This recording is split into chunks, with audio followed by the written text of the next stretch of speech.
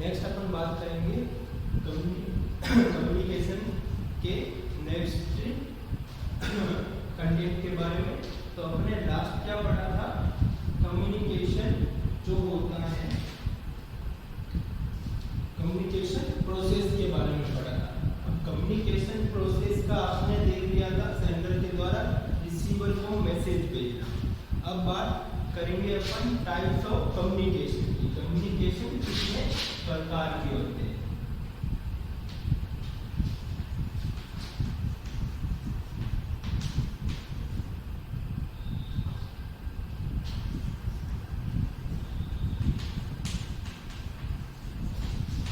तो बात करते हैं कम्युनिकेशन की क्लासिफिकेशन की। तो क्लासिफिकेशन में मैं आपको बता दूं, कम्युनिकेशन मेनली कितने टाइप्स के होते हैं। तो पहला अगर अपन बात करें डिस्कस, तो जो कम्युनिकेशन होता है वो एक फर्स्ट होता है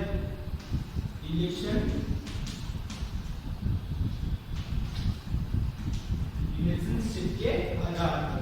रिलेशनशिप का मतलब क्या होता है, रिलेशनशिप के आधार पर।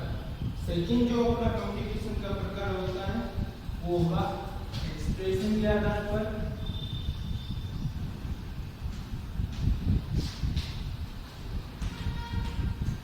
और थर्ड होगा अपने फीडबैक के आधार पर।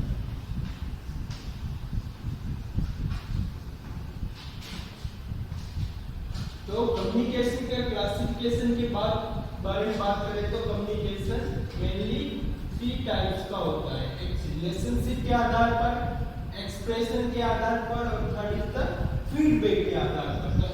रिलेशनशिप के आधार पर अगर अपन बात करें तो इसको अलग 2 भागों में बांटा गया है।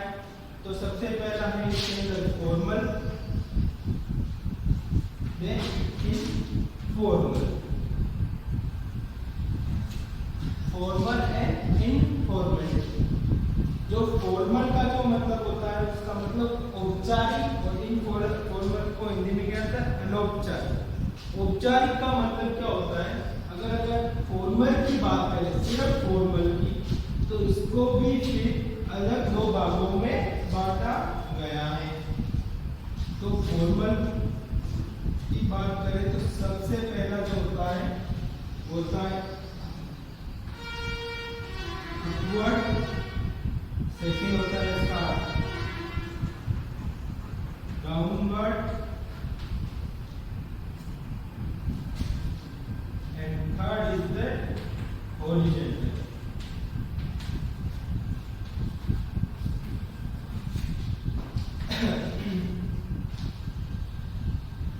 तो बात करें रिलेशनशिप के आधार पर,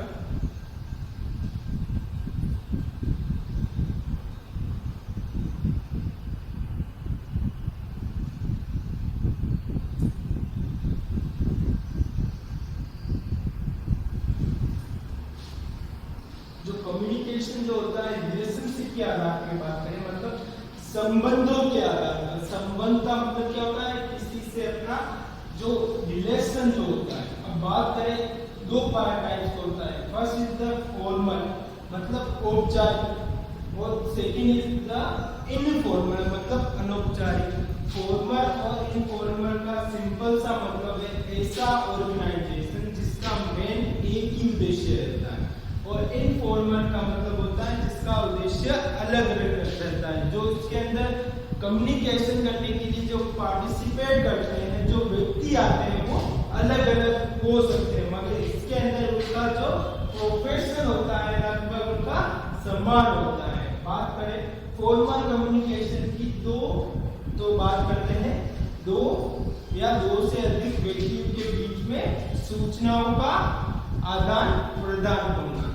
2 या 2 से अधिक व्यक्ति या समूहों के मध्य सूचनाओं का आदान प्रदान होना। इसमें क्या होता है, सिंपल सी इसके अंदर ऑर्गेनाइजेशन होती है। सिंपल क्या होगी, फर्स्ट ऑर्गेनाइजेशन।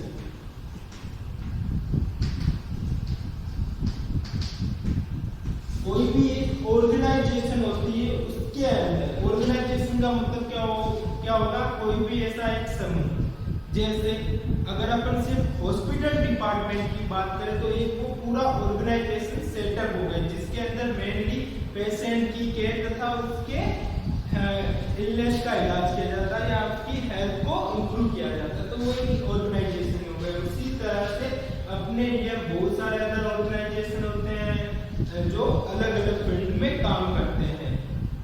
तो उस ऑर्गेनाइजेशन में काम करने वाले लोगों का जो लक्ष्य होता है, जो गोल होता है, वो समान होता है। तो इसी तरह उसे अपन क्या कहेंगे, फॉर्मल। और इनफॉर्मल का मतलब अलग अलग समूह के जो व्यक्ति या समूह होंगे, अलग अलग समूह के व्यक्तियों के मध्य उसके अंदर जो कम्युनिकेशन होगा वो इनफॉर्मल। अब फॉर्मल आपको पता है क्या होता है कि किसी ऑर्गेनाइजेशन, किसी एक ऑर्गेनाइजेशन के अंदर दो या दो से अधिक समूह या व्यक्तियों के मध्य सूचना या विचारों का आदान प्रदान करना क्या कहलाएगा, अपना फॉर्मल कम्युनिकेशन। और इनफॉर्मल कम्युनिकेशन क्या कराएगा, किसी दो अलग अलग समूहों या व्यक्तियों के मध्य सूचनाओं का आदान प्रदान क्या कहलाएगा, इनफॉर्मल कम्युनिकेशन।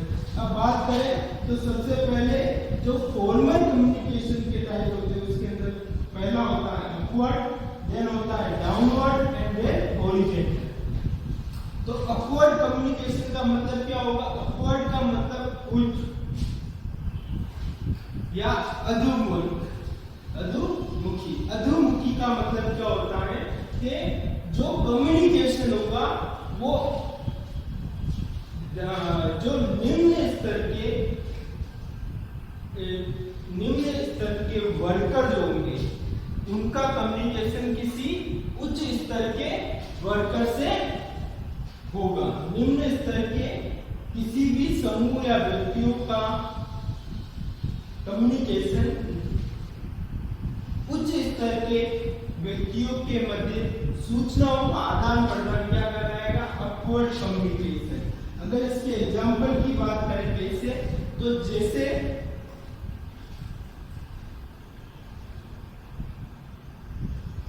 अगर अपन बात करें तो हॉस्पिटल के अंदर, वार्ड के अंदर किसी पेशेंट की केयर चल रही है, उसका ट्रीटमेंट चल रहा है, तो उस ट्रीटमेंट के दौरान जो स्टाफ नर्स कार्य करती है, जो नर्स कार्य करती है, उसको अगर कोई समस्या आ जाती है या कुछ पूछना हो उसके आगे के हेल्थ के बारे में, तो वो कम्युनिकेशन किससे करेगी, अपने उच्च स्तर के डिपार्टमेंट जैसे सुपरवाइजर हो गया या फिर डॉक्टर्स हो गया। तो स्टाफ नर्स का जो निम्न स्तर की होती है उसका उच्च स्तर जैसे डॉक्टर्स उनसे कम्युनिकेशन करना अपवर्ड कम्युनिकेशन कहलाएगा। और वही डाउनवर्ड कम्युनिकेशन की बात करें तो इसमें उच्च स्तर के जो वर्कर होते हैं, जो हेल्थ के व्यक्ति होते हैं, डिलीवरी पर्सन होते हैं, उनका निम्न स्तर के व्यक्तियों के मध्य सूचनाओं का आदान प्रदान करना डाउनवर्ड कम्युनिकेशन कहलाएगा। कैसे, तो बात करें जो डॉक्टर्स होता है वो अपने निम्न स्तर जैसे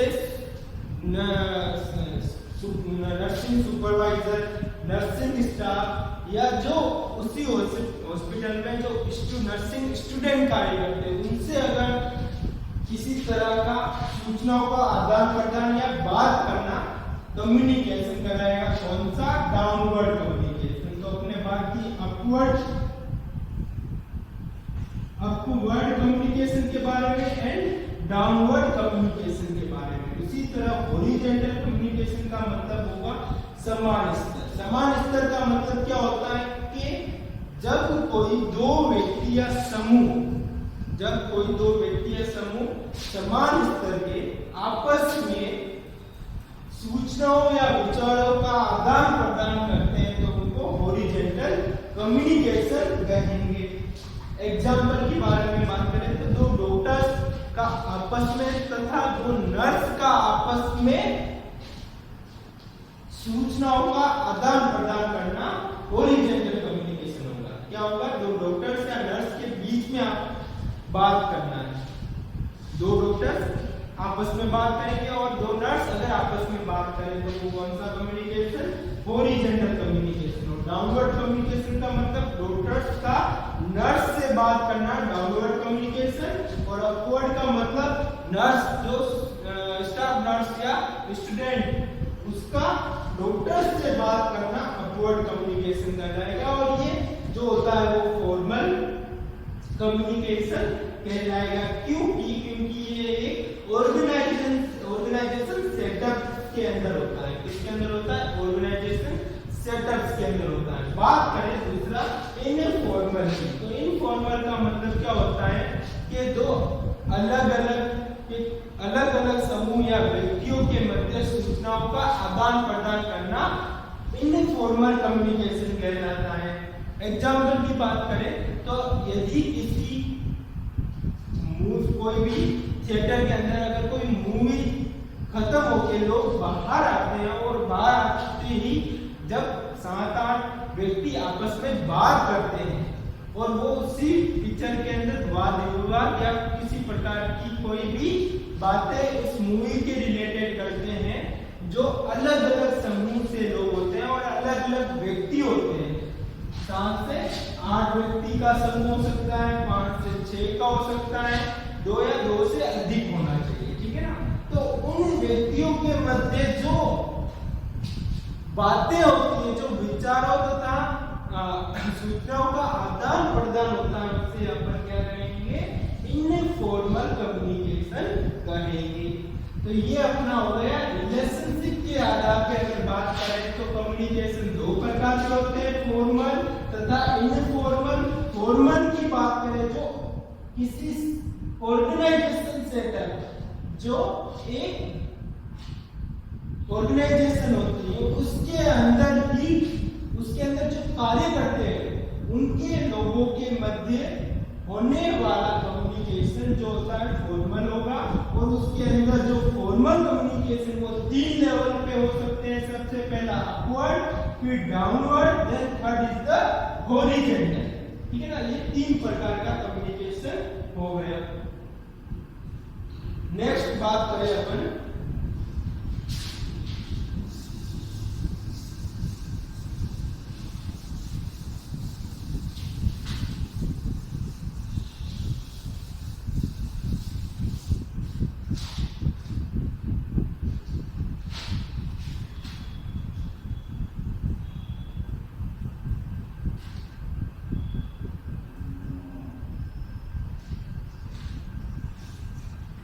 एक्सप्रेशन के आधार पर। तो एक्सप्रेशन का जो मतलब होगा, मतलब अभिव्यक्ति। एक्सप्रेशन को अपन क्या कहेंगे? अभिव्यक्ति।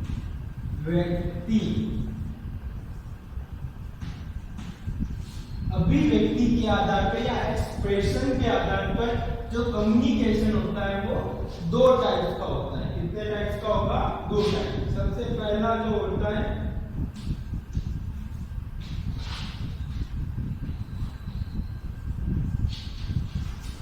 First is the verbal communication. कौन सा होगा?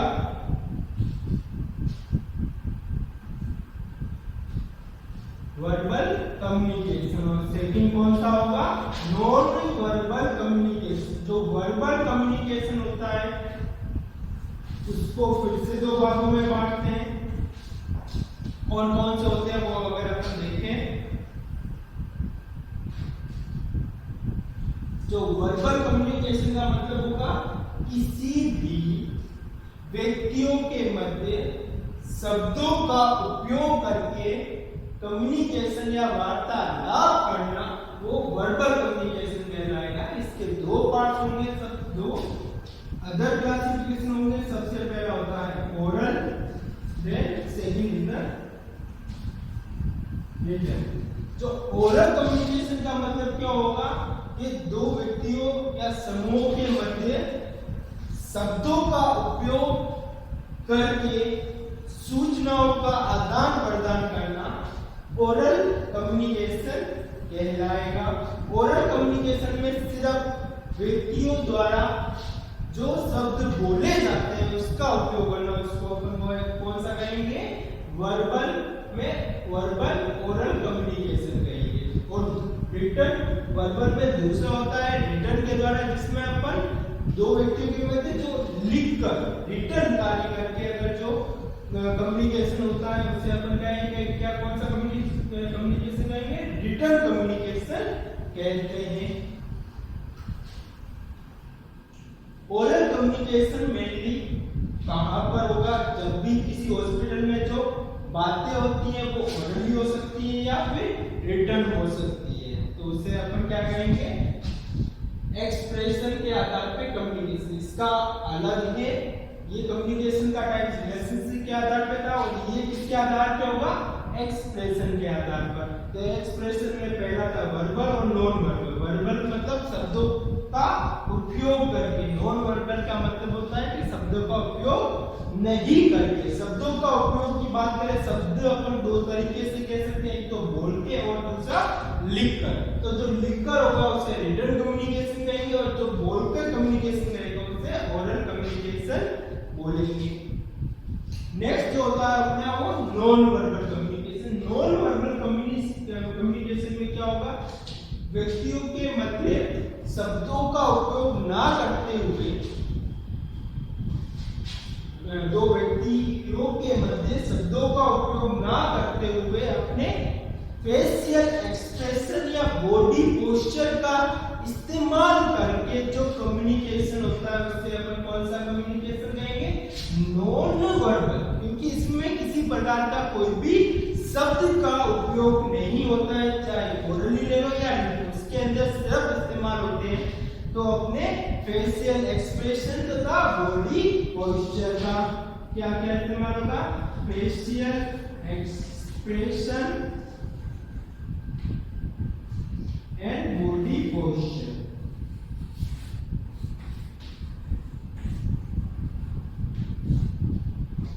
इसमें नॉन वर्बल कम्युनिकेशन में दो चीजों का इस्तेमाल होता है, फेशियल एक्सप्रेशन तथा बॉडी पोस्चर। फेशियल एक्सप्रेशन की बात करें तो अगर किसी व्यक्ति को अपने फेस के हाव भाव के द्वारा अगर अपन उससे किसी प्रकार की बात करते हैं या बॉडी पोस्चर अपने बॉडी का पार्ट का इस्तेमाल करते हैं, उनको अगर अपन कोई सूचनाएं प्रदान करते हैं तो ऐसा कम्युनिकेशन नॉन वर्बल होता है। और ऐसा कम्युनिकेशन मेनली कहाँ होता है, तो बात करें ऐसा कम्युनिकेशन मेनली जो सुन नहीं सकते हैं व्यक्तियों के मध्य, उनके अंदर ऐसा कम्युनिकेशन होता है। दूसरा, जहां पे बहुत ज्यादा आवाज होती है, जैसे जहां पर जो एरोप्लेन या जेट विमान उड़ते हैं या फिर किसी एयरपोर्ट पे उनको लैंड या फिर लैंड करवाना होता है या फिर उनको उड़ाना होता है, तो वहां पर इस प्रकार के अपने बॉडी पोस्चर के द्वारा अपन उनका इस्तेमाल करके वहां पे ये कम्युनिकेशन किया जाता है। तो ये तो हो गया अपना एक्सप्रेशन के आधार पर, इसके आधार पर वर्बल तथा नॉन वर्बल। और दूसरा होगा अपने फीडबैक के आधार पर। दूसरा कौन सा होगा, तीसरा अपना कम्युनिकेशन जो होगा फीडबैक के आधार पर। अगर अपन इसको देखें तो वो कौन सा टाइप का होगा,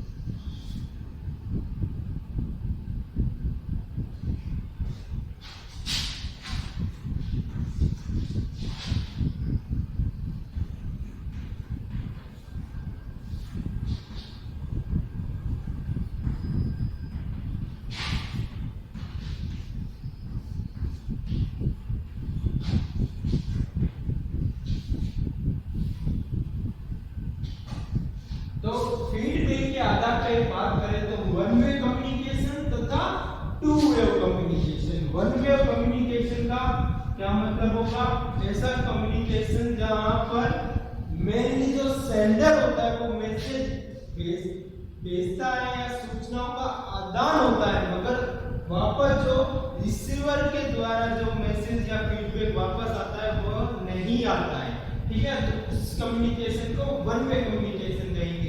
अगर एग्जाम्पल की बात करें तो इसके अंदर जो टीचिंग मेथड होता है जिसके अंदर टीचर स्टूडेंट को पढ़ाते हैं, तो वहां पर वन वे कम्युनिकेशन का इस्तेमाल होता है, जहां पर सूचनाओं का आदान तो होता है मगर वापस उसका फीडबैक नहीं आता है। इस प्रकार के कम्युनिकेशन को क्या कहेंगे? टू वे कम्युनिकेशन अपन कहते हैं।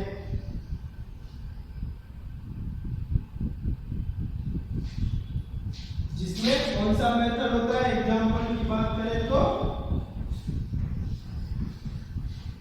Lecture method.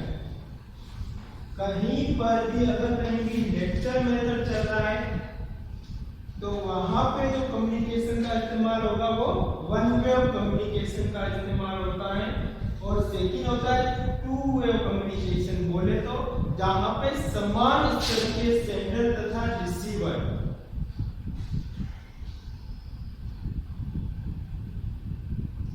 समान स्तर के जो सेंडर तथा रिसीवर होता है वो समान रूप से या एक्टिव रूप से पार्टिसिपेट करते हैं।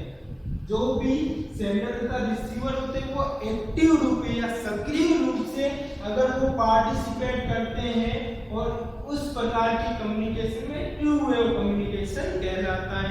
अगर किसी प्रकार का जो दो व्यक्तियों के मध्य सूचनाओं का आदान प्रदान होता है और वापस रिसीवर वही फीडबैक वापस भेजता है, तो उस टाइप से कम्युनिकेशन को अपन टू वे कम्युनिकेशन कहते हैं। मेन चीज क्या है? जो सेंडर तथा रिसीवर वो दोनों ही एक्टिव रूप से पार्टिसिपेट करते हैं। सेंडर मैसेज भेजेगा और रिसीवर उसका वापस एनालाइज या उसको वापस समझकर मैसेज या फीडबैक वापस भेजेगा। तो इस प्रकार की कम्युनिकेशन को अपन टू वे कम्युनिकेशन कहेंगे। अब बात करते हैं जो इसके नोट्स जो होते हैं, आपको इसके अंदर जो लिखना है वो आपके पास बुक्स होगी, तो उस बुक्स के अंदर आप इसको उतार सकते हो या लिख सकते हो। और अगर आपको नहीं लिख पाते हो या जितना मैं पढ़ाता हूँ उतना ही आपको लिखना है बुक्स में देख के। अगर नहीं लिख पाते तो मुझे वापस कहना है, मैं नोट्स बना के आपको भेज दूंगा। तो वो आपको एक बार ट्राई करना पड़ेगा। बुक्स के अंदर ये सारा कुछ लिखा हुआ है, तो आपको यहाँ समझना है तथा वहां से अपने नोट्स सारे बनाने हैं।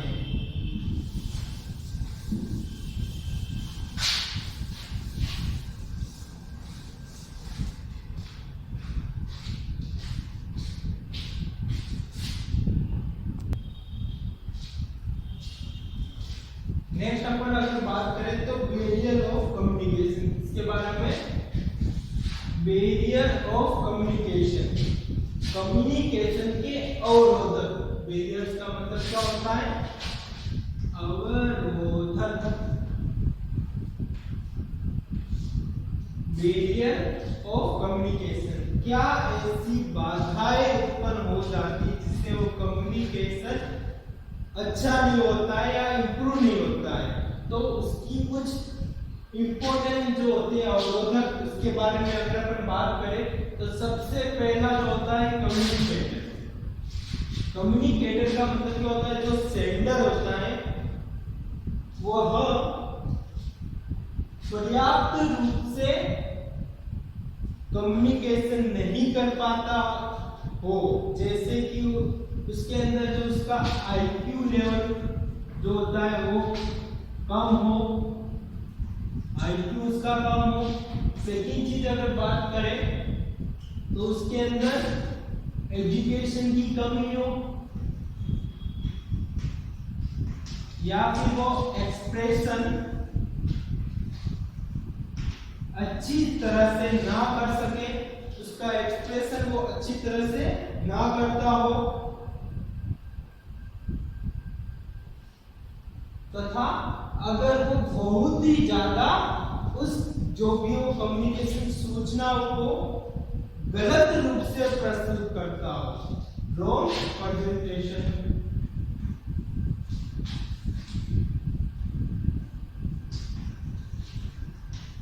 सूचनाओं को अगर वो गलत रूप से प्रेजेंट करता हो या फिर उस सूचनाओं में वो झूठ बोलता हो जिससे कि वो सूचना या मैसेज एक गलत साबित होता है। तो ऐसे कुछ अगर कम्युनिकेटर जो वो सेंडर होता है, अगर उसका आईक्यू लेवल कम हो या उसका एजुकेशन लेवल कम हो या फिर वो एक्सप्रेशन अच्छी तरह से नहीं करता हो या वो रॉन्ग प्रेजेंटेशन करता हो, तो ये सारी चीजें जो होती है वो कम्युनिकेशन में बाधाएं उत्पन्न करेगी।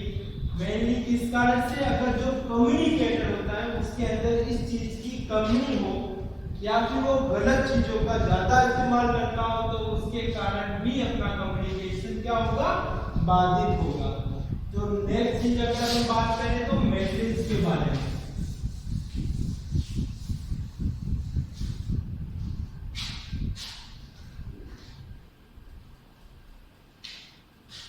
तो मैसेज के बारे में बात करें तो जो कंटेंट होता है वो मेनली अगर अरुचि होता हो,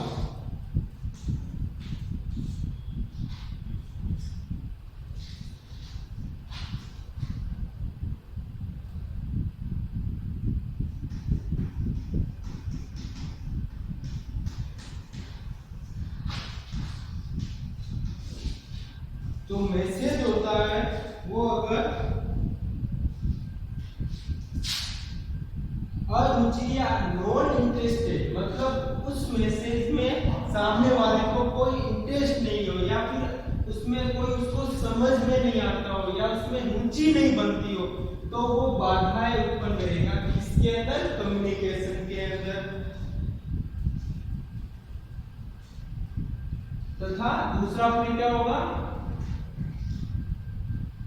जो मैसेज होता है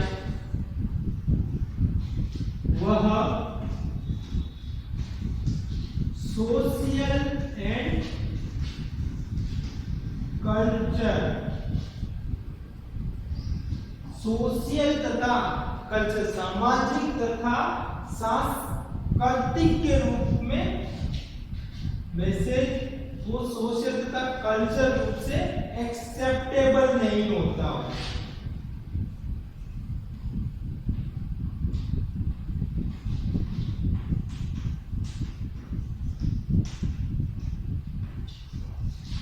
जो मैसेज होता है वह सामाजिक तथा सांस्कृतिक रूप से स्वीकार नहीं होता हो, तो भी वो क्या करेगा, कम्युनिकेशन में बाधा उत्पन्न होगा। ऐसा मैसेज जो सोशल सामाजिक रूप से उसका कोई महत्व नहीं है या फिर उसका वो खंडन करते हैं कि ये गलत चीज है, या सांस्कृतिक रूप से, तो ऐसा मैसेज क्या कम्युनिकेशन को बाधित नहीं करेगा, करेगा।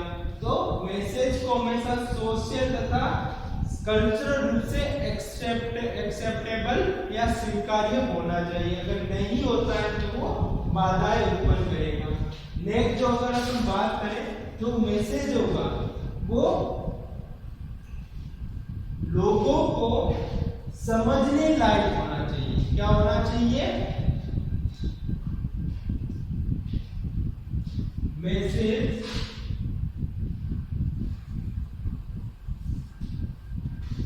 सामने वाले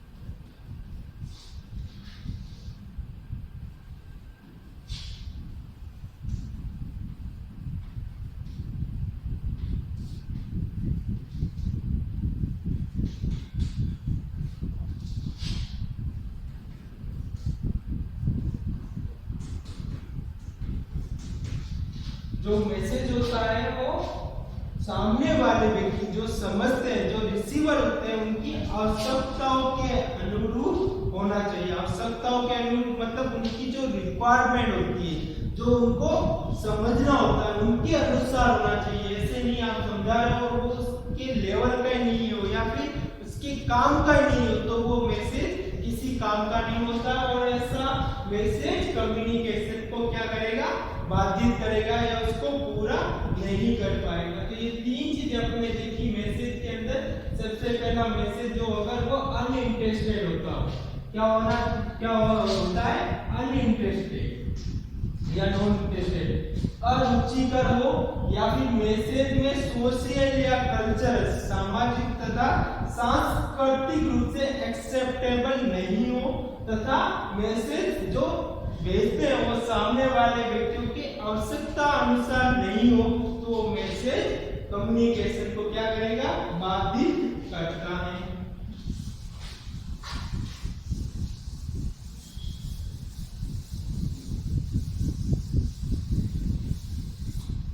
नेक्स्ट अपन बात करें चैनल की।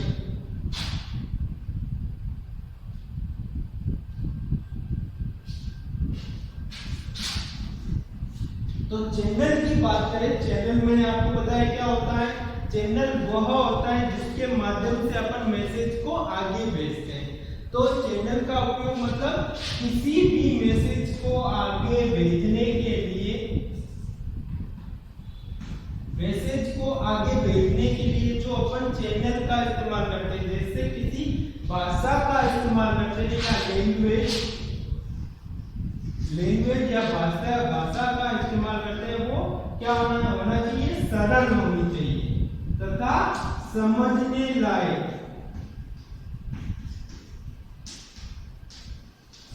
सरल तथा आगे वाले को समझने लायक भाषा होनी चाहिए। अगर ऐसा नहीं होता है तो वो क्या करेगा, कम्युनिकेशन को बाधित करेगा। अगर अपन किसी दूसरी लैंग्वेज का इस्तेमाल करते हैं जो रिसीवर को समझ में नहीं आए तो ऐसा कम्युनिकेशन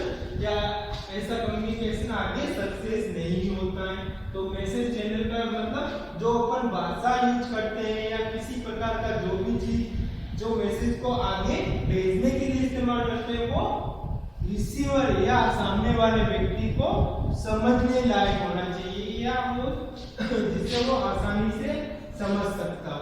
नेक्स्ट चीज जो बात करें, जब भी मैसेज की बात करें,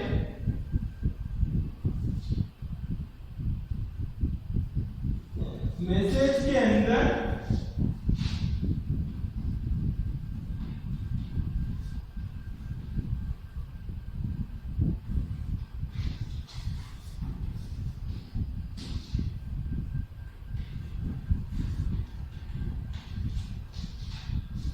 मैसेज के अंदर टेक्निकल वर्ड्स तथा एब्रिविएशन का इस्तेमाल कम से कम करना चाहिए, जिससे कि आगे वाले को उसका पूर्ण ज्ञान हो या उसको समझ में आ सके। अगर अपन ज्यादा टेक्निकल तथा एब्रिविएशन का इस्तेमाल करेंगे तो उस चीज के बारे में उसको नहीं पता होगा तो वो उससे समझ नहीं पाएगा। टेक्निकल वर्ड्स आपको जैसे कि नर्सिंग या मेडिकल डिपार्टमेंट में बहुत ज्यादा एब्रिविएशन तथा टेक्निकल वर्ड्स होते हैं, जैसे कि मैं आपको बताते हैं।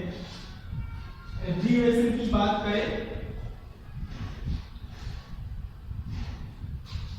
तो ऐसे वर्ड जो एब्रिविएशन में इस्तेमाल होते हैं वैसे उनका इस्तेमाल कम करना और टेक्निकल वर्ड का इस्तेमाल कम करना होता है, तब वो मैसेज आगे सक्सेसफुल आगे समझ में आता है।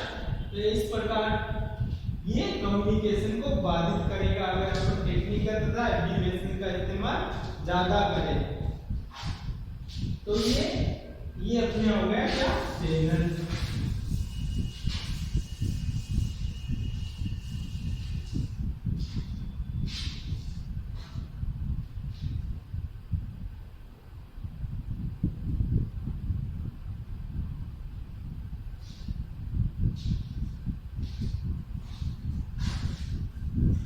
जो रिसीवर होता है उसके अंदर अपने क्या क्या समस्या उत्पन्न हो सकती है। जो रिसीवर होता है उसमें अगर किसी प्रकार का अगर वो मैसेज को समझ नहीं पाता है या फिर उसको वो अनुवाद नहीं कर पाए तो वो समस्याएं आगे अपने कम्युनिकेशन में उत्पन्न कर पाता है। क्या नहीं कर पाएगा, अनुवाद नहीं कर पाना, या फिर जो रिसीवर जो सामने वाला व्यक्ति उसको किसी प्रकार की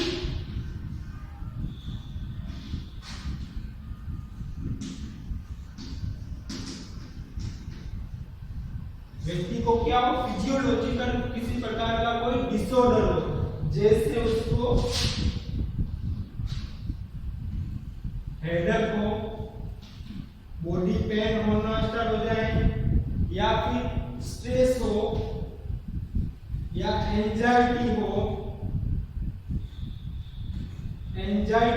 तो ऐसे कुछ फिजियोलॉजिकल प्रॉब्लम अगर उस व्यक्ति को हो तो वह व्यक्ति उस मैसेज को अच्छी तरह से नहीं समझ पाएगा, जिससे कि अपने कम्युनिकेशन में बाधा उत्पन्न होगी। तथा नेक्स्ट अगर अपन और भी बात करें जो रिसीवर हो, रिसीवर उसके अंदर यदि आईक्यू तथा एजुकेशन का लेवल क्या हो, कम हो, तब भी कम्युनिकेशन बाधित होगा। तो तीन चीजें मैंने तुम्हें बताई, या तो वो अच्छी तरह से उसका एक्सप्लेन या अनुवाद नहीं कर पाता हो, या फिर फिजियोलॉजिकल उसके अंदर किसी प्रकार का डिसऑर्डर हो, जैसे हेडेक हो, बॉडी पेन हो, या स्ट्रेस हो, या फिर एंजाइटी हो।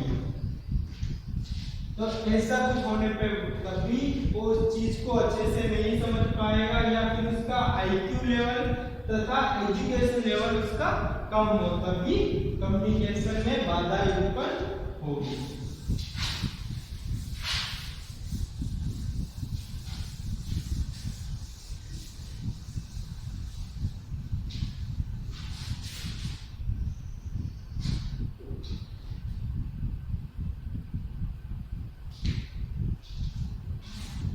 नेक्स्ट बात करते हैं इमोशनल फैक्टर। इमोशनल फैक्टर का मतलब क्या होता है, जो सेंडर तथा रिसीवर, जो सेंडर तथा रिसीवर उसको सामने वाले दोनों को आपस में किसी प्रकार की अगर ईर्ष्या हो,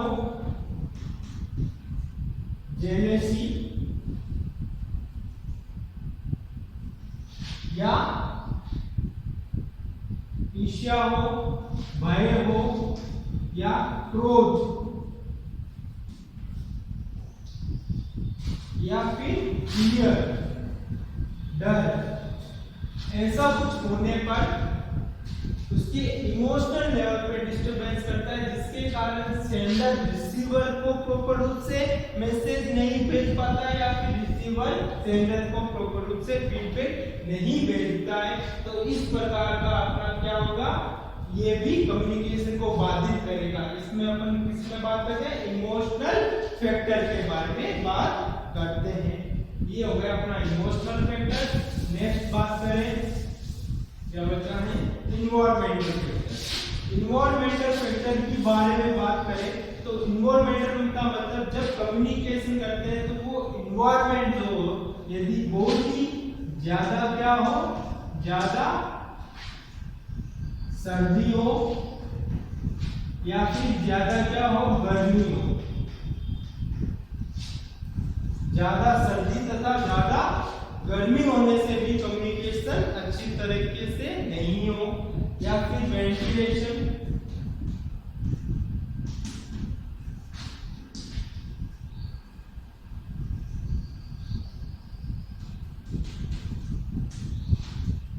वेंटिलेशन की बात करें, वेंटिलेशन यदि प्रॉपर ना हो तब भी कम्युनिकेशन क्या होगा, बाधित होगा।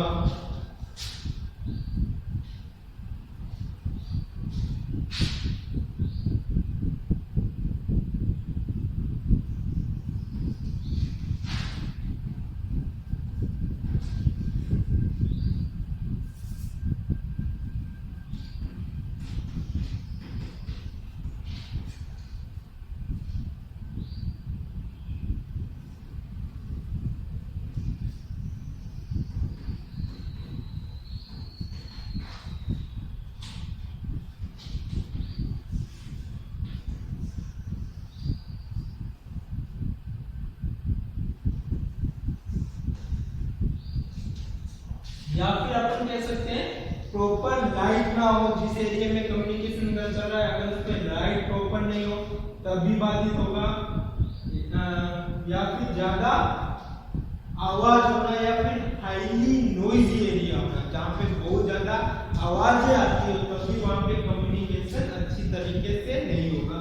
तो इन्वायरमेंटल फैक्टर में अपन बात करें तो यदि इन्वायरमेंट में ज्यादा सर्दी हो या गर्मी हो या वेंटिलेशन अच्छा नहीं हो या उसके अंदर उस एरिया में लाइट अच्छे से ना हो या बहुत ज्यादा आवाजें आती हो तो भी यह चीजें क्या करेगी, कम्युनिकेशन में बाधाएं उत्पन्न करेगी, जिससे कि कम्युनिकेशन प्रॉपर नहीं होगा। तो ये कुछ अपने बैरियर्स ऑफ कम्युनिकेशन थे जो मैंने आपको बताया। सबसे पहला था कम्युनिकेटर का मतलब जो सेंडर होता है उसके अंदर यदि किसी प्रकार की ज्ञान या आईक्यू लेवल की कमी हो तो वो कम्युनिकेशन अच्छे से नहीं होगा। मैसेज की बात करें, मैसेज सरल लैंग्वेज में ना, वो भाषाएं जो उसको सामने वाले को समझ में ना आए या वो इंटरेस्टेबल ना हो, मैसेज रुचि ना हो उसमें, तभी वो बातचीत करेगा। चैनल के बारे में बात करें तो चैनल वह माध्यम होता है जिसके द्वारा अपन भाषाएं, जिसके द्वारा अपन मैसेज भेजते हैं। तो ये इसके अंदर अगर वो लैंग्वेज समझ लायक नहीं हो या फिर अगर अपन बहुत ज्यादा इसके अंदर एब्रिविएशन या टेक्निकल वर्ड्स का इस्तेमाल बहुत ही ज्यादा करते हैं, या फिर रिसीवर के बारे में बात करें, रिसीवर का आईक्यू लेवल या फिर उसमें एजुकेशन की कमी हो, या फिर अगर बात करें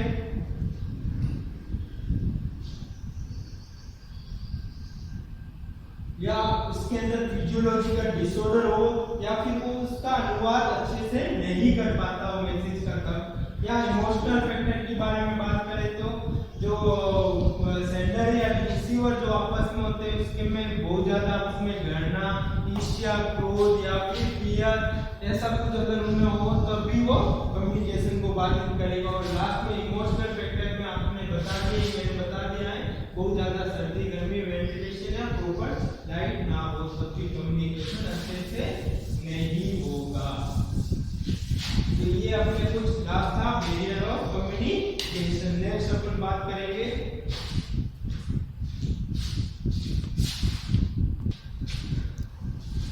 तो नेक्स्ट अपन बात अलग नेक्स्ट चैप्टर में करेंगे। इससे आगे बस एक ही चीज बची है, उसके बाद कम्युनिकेशन कंप्लीट हो जाएगा और इसके आपको नोट्स बुक्स के अंदर देख के लिखने हैं। थैंक यू, धन्यवाद।